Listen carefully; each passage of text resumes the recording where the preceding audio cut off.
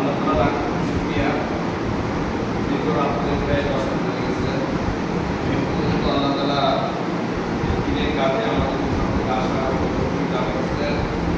শুকরিয়া আদায় করি আলহামদুলিল্লাহ।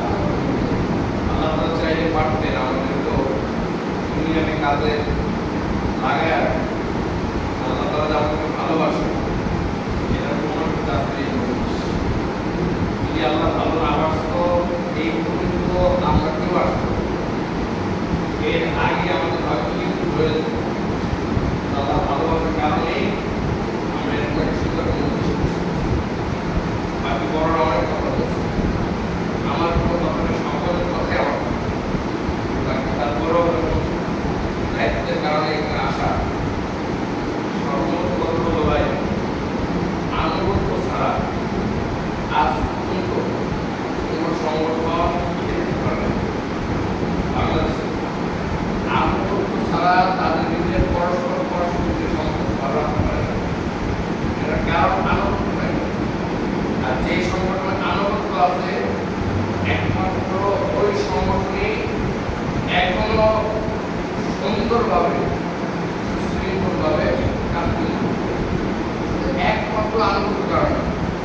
অতএব ভাই বললো যে ওই হয়তো আপনার বয়স ছোট হতে পারে, হয়তো আপনার বয়স বড় হতে পারে, কিন্তু বড় আর ছোট বিষয় নাই, আলেম আর শিক্ষিত কম এর বিষয় না। বিষয় হলো আল্লাহ তাআলা আমাকে যে দায়িত্ব দিয়েছেন এই দায়িত্ব পালন করা বড় বিষয়। আপনি আলেম হইলেও অনেক সময় জাহান্নামে যেতে পারে। আবার যারা আলেম না আল্লাহ চাইলে ওই ব্যক্তিকে জান্নাত দিতে পারে।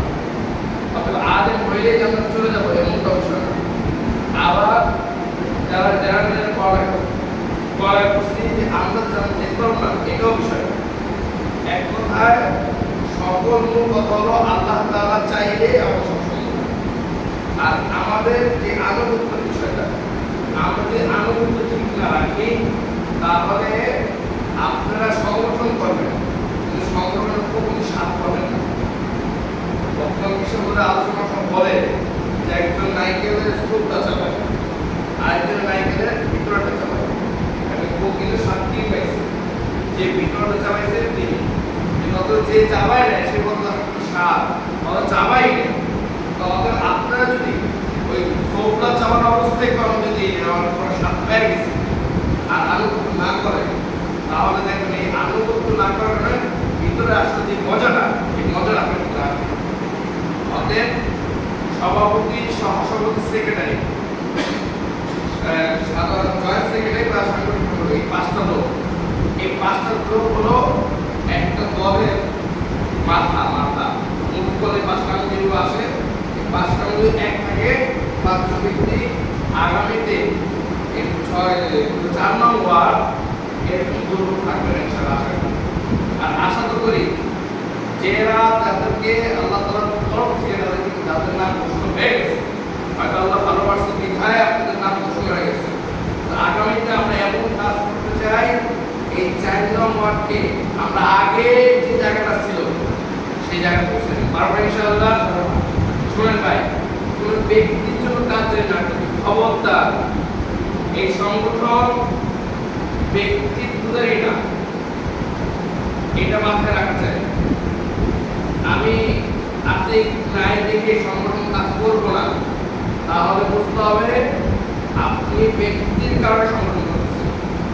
আর যদি আল্লাহর জন্য সংগঠন করেন, ওই ব্যক্তি নাই তা না, আমার কাজ আমার করতে হবে, ব্যক্তি আমার বিষয় না। আগে সভাপতি ছিল এখন নাই, এর কারণে যদি কাজ বন্ধ রাখেন কিয়ামতের দিন দায়ভার আপনি নিতে হবে। আপনি ব্যক্তির কারণে করতেছেন আর আপনি সারা কারণে পুরো সংগঠনটা একটা অবস্থা হয়ে গেছে, সমুদ্র নষ্ট হয়ে গেছে। এই দায়ভার আপনি নিতে হবে। কালকে আমাদের দিনই সংগঠন, এই সংগঠনে আসলে দিতে হয় আর তুমি ওই সংগঠনে ঢুকলে দিতে হয়, চেয়ারম্যানে নেওয়া হয় আর এই সংগঠন প্রথম দিতে হয়। আপনি দেখেন আজকে কমিটি হওয়ার পর যে একদিন পরে রেজিস্ট্রিটা বলবে মাসিক এর মধ্যে কত দেবে, তার মানে কি আগে শুরু দেওয়া।